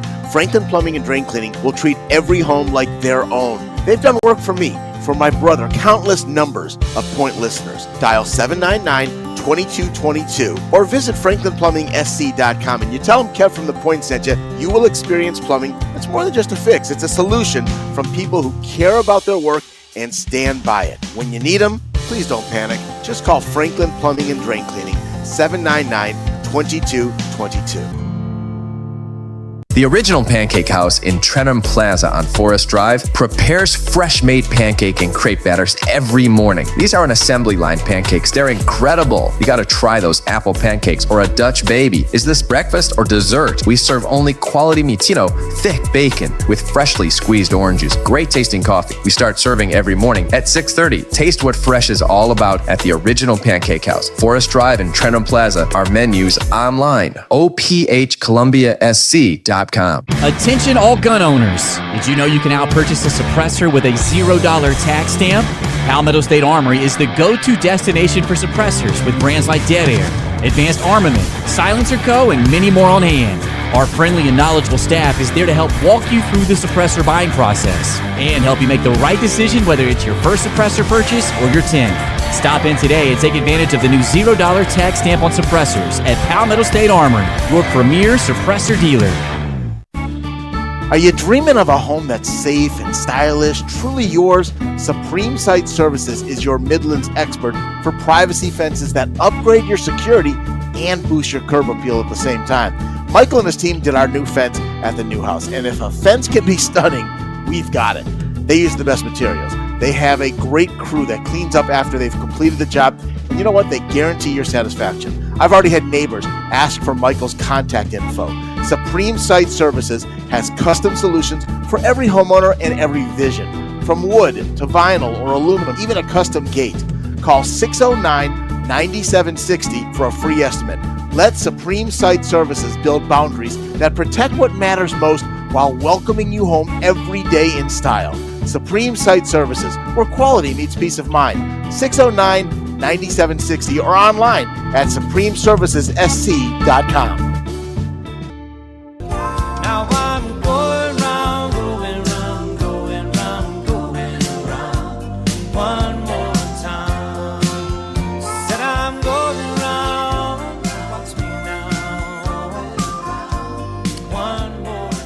All right, welcome back, everybody. Sports Talk Media Network. Big Thursday night coming to you from the baseball press box over at Coastal Carolina. They got the water going on out there. They're watering the grass in January, and it's beautiful green. Got about 3 weeks to go before we crank it up in college baseball, high school baseball as well. Right down the road, looking forward to the Classic at Georgetown at Mike Johnson Stadium. One of the teams that will be there is one of the best teams in South Carolina and also one of the best teams in the country. They come from James Island High School. Coach Matt Spivey joining us here on Sports Talk after winning back-to-back state championships in 4A and then in 5A, ranked number 7 nationally by USA Today last season. Coach, welcome in and congratulations to you and your program. What a run you guys are on. Yes, sir. Thank you, Phil, for having me. Man, it's been quite the run. It's been a fun one. But man, that's all credit to the kids that we have in this program who have bought in and seen some success. So we're looking forward to 2026. Absolutely. Do you have a great feeder program down there where comes into your program, guys coming up through Little League system and summer leagues, and they're in your neck of the woods, and you're able to get them into your program? The feeder system here is a little different. We're with a one high school town and a one middle school town. It's pretty difficult to have a ton of kids that are interested in playing baseball, but we have a little league that's just across the river on Johns Island, and the Charleston rec department has a program, and I won't give you all the details there, but Johns Island, Barry Island Little League does a really good job in turning out some kids, and then there's several what you would call travel organizations here on James Island that work pretty closely with us and allow us to work with their kids at certain times of the year and kind of get the word out about James Island baseball and how we do things. So I guess all that to say is, yes, we have a decent little feeder system here for sure. Yeah. Do you consider Charleston to be a baseball hotspot in South Carolina? Do you feel like that area of the Low Country is really strong in high school baseball? I think we can hold our own. I wouldn't go out on a limb and say that it's like super strong. I think some other parts of the state may benefit a little bit more from a talent standpoint, especially if you look around the state and see where kids are going to play at the next level. I think more the Midlands and the upstate tend to get a lot of attention in that regard. But I think the Charleston area certainly has its fair share of talent for sure. Well, I mean, your team has got some talent. As I see here, you've got Taj Marchin, rated as high as number 2 in the state, number 4 shortstop in the country, headed to Ole Miss. Trip Ostergaard, a shortstop in the 27 class, All-American, headed to North Carolina. Cooper Jones, a left-hander, headed to Auburn. Finn Pratt, headed to USC Sumter. Excellent program there. You got some players, man. we certainly do, and that's a credit to those kids. It's what they've put the work in for, and we're fortunate enough to just be where they live. But they go out and play really hard on the summer circuit, and we ask a whole lot from them in our own program, from really June all the way through the baseball season. We don't really ever stop. I mean, we were in the weight room a week after winning a state title for the second time, and just getting ready, geared up for 2026. So those kids buy in, they do the work, and they see that we have a great staff here that's going to care for them and coach them hard, and they've seen some fruits from that. So it's certainly an enjoyable group, and we have more who are waiting in the wings to get their name announced, and we have also the quarterback from our football team who's going to play college football at Tulsa, who could easily play college baseball, but chose football instead, which is great. But it's just a testament to the kids that we have. They work their tails off and do everything that we ask of them. So they get the benefit of getting the name recognition and going to these big time schools. I believe I saw your quarterback in the Touchstone Energy Bowl, if I'm not mistaken. That's right. That's the one in Myrtle Beach, right? Yeah. The north-south, if you will. Yeah, he was there. That's yeah, right. yeah. Thought I remember calling his name several times. So let's talk about the Classic. Great way to get the season going because you're going to be tested right away because you're going to be playing some very high-level competition. Your thoughts on being at Mike Johnson Park and participating in the premier high school baseball event in South Carolina to get the season going? Oh man, it's an honor to get the invite to play in this tournament. I played in it as a player in 2003 when I was at Somerville High School my senior year. Got to coach in it as an assistant one time under Coach Hatley. His last year of coaching, I believe it was, or right around his retirement, we went up there. And then as a head coach last year, I mean, each year it just seems to get better and better. And last year they rolled out all the stops and just make it such a first-class event for your kids and for the coaching staff as well. And then you add the talent in there, right? And the teams that you're playing that are going to get you prepared. And when you go into the Classic that you're going to run into somebody who's potentially going to be there at the end of the season in one classification or another. That you're running up against some state championship caliber teams. So looking forward to it. We're very excited to get back there. Brandon and Miss Alicia Johnson have just done a tremendous job with this event and really moving the needle forward of taking care of the kids and honestly making the field just chock full of talent. And I know right out of the gate, everybody's got one circled is James Island versus Southside Christian. That's a big one. Yeah. And then Andy Hallett and his squad at AC Flora, who's always well prepared, and then a good Chapin team who we opened with last year at the Classic and got a pretty rude awakening in our 2025 season. So it's definitely a loaded field, but we're looking forward to it. It's a good measuring stick for us to find out where we are early on. Obviously, those games don't play a whole lot into the big picture of winning a state championship, but they can obviously give you a good idea of what you have for sure. Are you expecting to see Carson Bowman in that game? We're expecting to see Carson Bowman.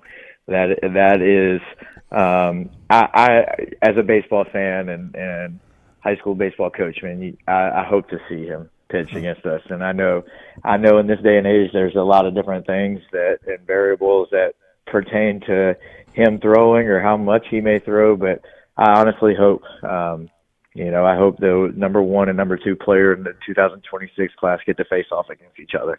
I think that would be special. That really would, and well worth the price of a ticket.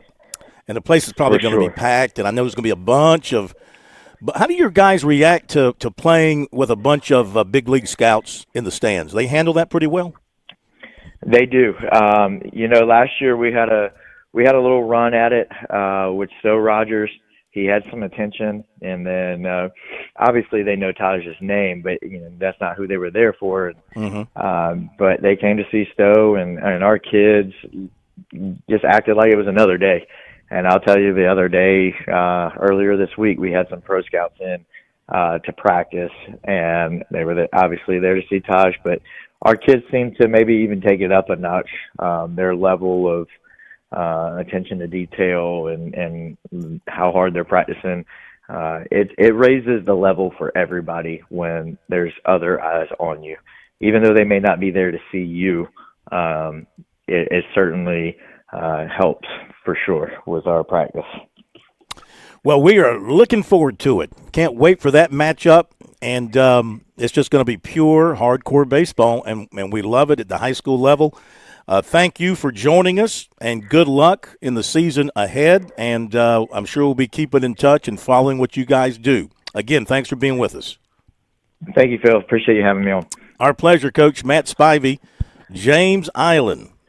And you definitely want to be there to watch these guys get at it at the Classic in Georgetown. It's going to be high school baseball at its finest, with a ton of pro scouts in the stands, and should be just hopefully the weather will be fine and have a great weekend of high school baseball there in Georgetown. Okay, come back with the recruiting report for you. Got a lot to talk about here on Sports Talk. South Carolina women out to a 12-10 lead on Oklahoma in the first quarter. Coastal men now leading Texas State late first half, 24-19. Campbell leading College of Charleston late first half, 30-28. And we'll be back. This is Major Billy Downer with the Department of Natural Resources, and I've got a message for all of our hunters out there. Whether you're on the water or going hunting on land, always tell someone where you're going. Be specific and tell them when you plan to return. Plan your hunt and hunt your plan. For more information on hunter education, visit dnr.sc.gov or join us on Wednesday nights for SC Wild. Download the free Go Outdoors SC app from SCDNR, buy licenses, report harvests, and carry everything digitally right on your phone. Go Outdoors SC. If you missed the home equity line of credit from Founders Federal Credit Union, well, we have good news. The offer has been extended, but don't wait. You only have until January 31st to get up to $750 toward closing costs when you open a Founders HELOC. That's more in your pocket for home improvements, debt consolidation, major purchases, unexpected expenses, or a much-needed vacation. The possibilities are endless. Imagine starting the new year with financial flexibility and peace of mind. But hurry, this special offer ends January 31st. Save more and jumpstart your year. Plus, you'll enjoy competitive rates and flexible terms to fit your budget. Visit foundersfcu.com/HELOC for more information. Membership qualification required. Institution NMLS. Identifier number 410646. Equal housing lender. See website for details. Traveling can be the worst, especially when you can't find your favorite show. Well, don't worry. We've got the perfect way to keep up with everything happening in the Palmetto State when you're away from home. Just pull up the Chief Sports app on your mobile device, and you can listen live to Sports Talk. All right, welcome in, everybody. Sports Talk Media Network. So the next time you can't find us on one of our great radio affiliates, just log on to the Chief Sports app, the best way to stay connected with the Sports Talk Media Network. There's a lot of things we take for granted in our lives. Your home's AC will run cool. Your drive-through coffee will be hot. And the car will start when it's time to take your kids to school. It's when things don't go as planned that you start thinking about who to call and where to turn. The good thing is, you can prepare for life's most difficult days by calling the Larry Lucas Agency today. Larry is a State Farm agent that has been taking care of people across South Carolina for more than 2 decades. You probably have insurance, but switching is easy, and bundling can save you hundreds or more. Most importantly, the Larry Lucas Agency can help you choose the protection you want at the price you want. All backed by South Carolina's #1 home and auto insurance company. Visit LarryLucasAgency.com today or give Larry a call at 803-799-1998. Like a good neighbor, Larry Lucas State Farm is there. Make your plans now to get to the coast for the Palmetto State's premier baseball showcase. The Classic, March 5th through 8th at Mike Johnson Park in Georgetown. Now in its 36th year, the Classic features the best high school players and teams from across South Carolina. Don't miss your chance to see the state's top Major League Baseball prospects and title contenders at the Classic. Presented by Coastal Chevrolet Cadillac Nissan. There'll be games and contests, including a home run derby throughout the weekend. Visit theclassicgtown.com for tickets and more information. The Classic, showcasing South Carolina's finest in high school baseball, March 5th through the 8th in the state's best ballpark, Mike Johnson Park in Georgetown. Play ball!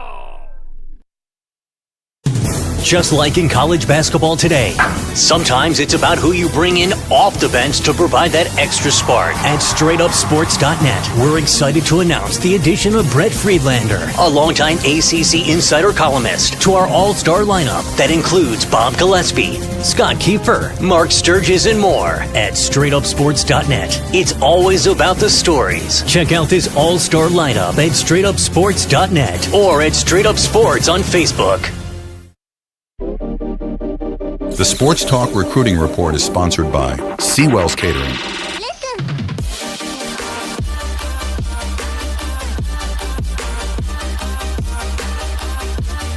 Okay, let's get to recruiting. Then we got some other big news items to touch on before we say goodnight. Recruiting brought to you by Seawell's. Roast Beef Friday tomorrow. Get over there. Don't make the mistake that I made last week and not make it. You don't make that mistake. You get there. You enjoy. 11 to 2. Great lunch planned for tomorrow at Seawell's. You need the best in the catering business when you've got that very special event that you want to satisfy your family and your friends, impress your neighbors by bringing in the best. And that's Seawell's, 803-771-7385, online at SeawellsCateringSC.com. Recruiting-wise tonight, a lot of info. Let's get to it. 2027 offensive tackle Carter Jones of Virginia has Clemson in his top 10, recently released, along with Florida, Texas, Alabama, Tennessee, Ohio State, Penn State, Virginia Tech, Virginia, and Georgia. And Clemson, he said, was a no-brainer to include in that list. He says they've always been one of his top schools, and he's planning to visit for their junior day coming up March the 7th.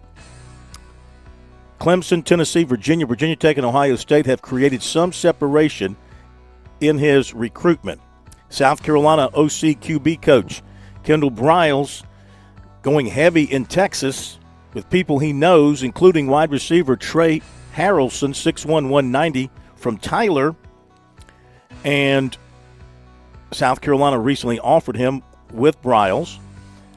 So he said when Briles moved to South Carolina, he got back in touch with him because he said, I got to get this guy, is what he said. Briles said, I got to get this guy. That means him. And so he's interested in South Carolina. He will visit sometime in the spring. Last season, 60 catches, 952 yards, 12 touchdowns. He averaged 16 yards per catch. Career, 95 catches, 1,645 yards, and 24 touchdowns. A top 6 would be South Carolina, TCU, Tennessee, Arizona State, Ole Miss, and Texas Tech. He hasn't set any junior day visits. Rivals reported quarterback Jerry Meyer III will visit South Carolina Sunday. He was at Mississippi State last weekend. He also plans to visit Arkansas. He committed to TCU when Briles was his recruiter there. A lot of offers going out. South Carolina 2029 quarterback Christian Cipher, 6'3", 195, Carrollton, Georgia. Last season, 2,178 yards, 26 touchdowns, 3 interceptions. South Carolina quarterback Ty Knutson, 6'4", 209, Spring Branch, Texas.